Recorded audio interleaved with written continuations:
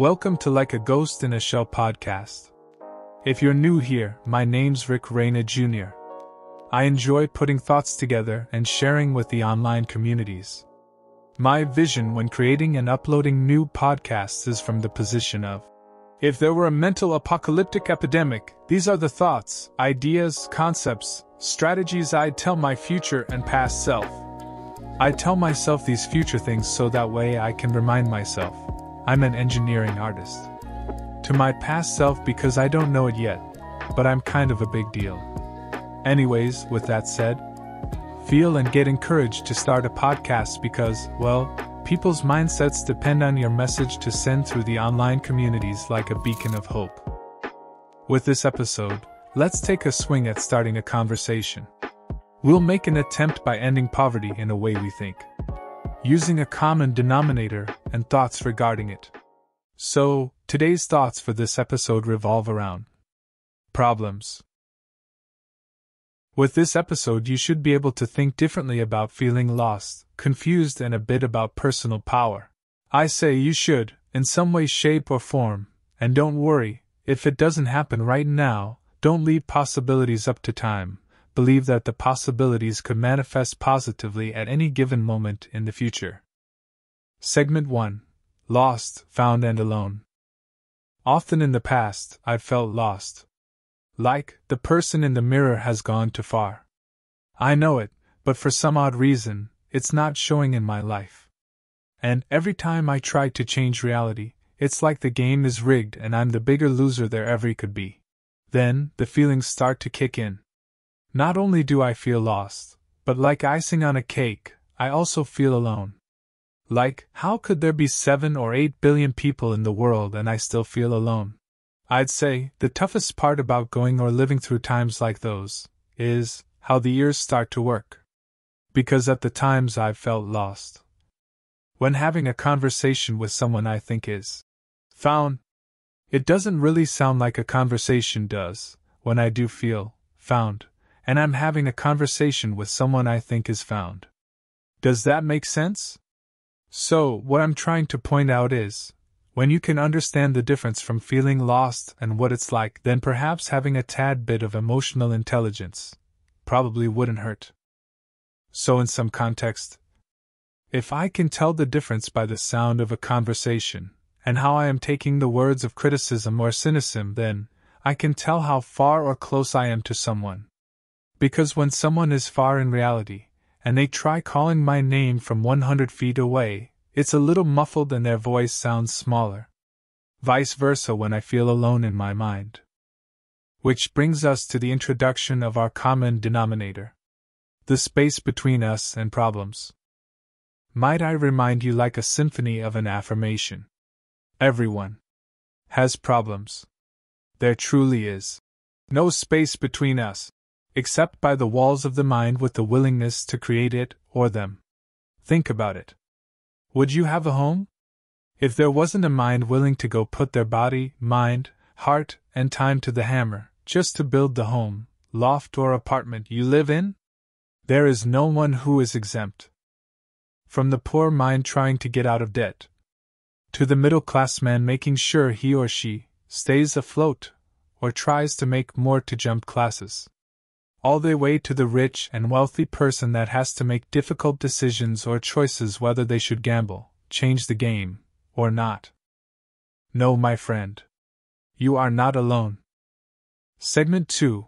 Confusion and personal power.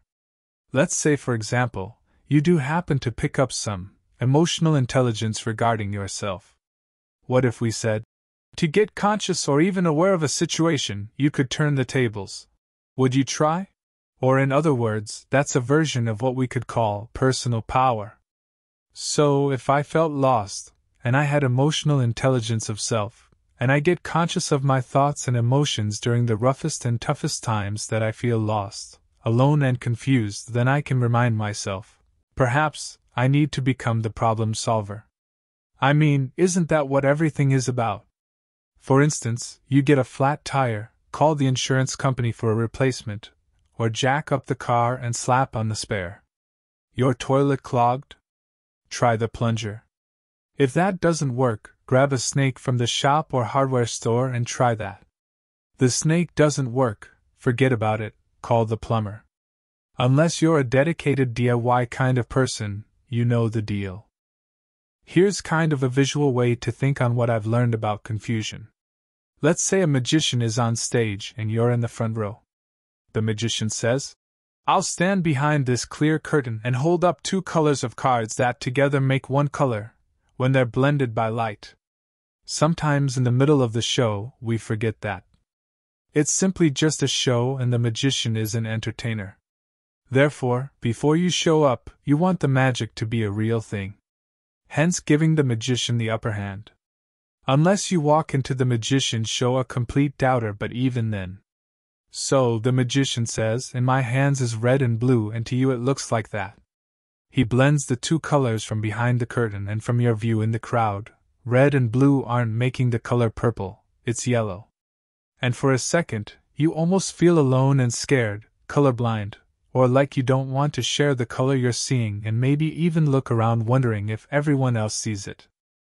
After the magician show, you go home.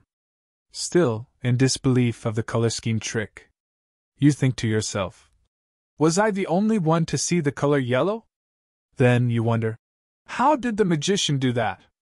Which is the kind of wonder that's like lighting a torch in a dark cave. It can literally be the start of a crazy or interesting, and sometimes bumpy journey called life. When you start to ask questions like, "Well, was the color really yellow?" It's at that moment that the tables can turn.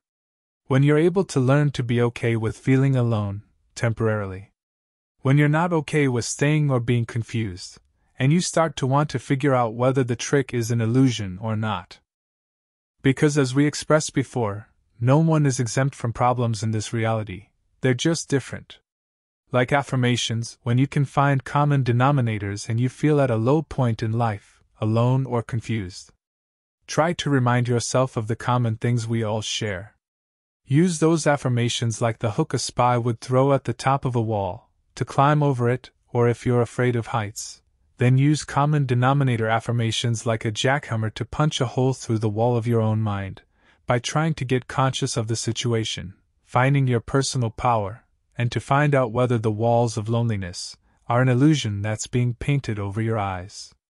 What's the harm?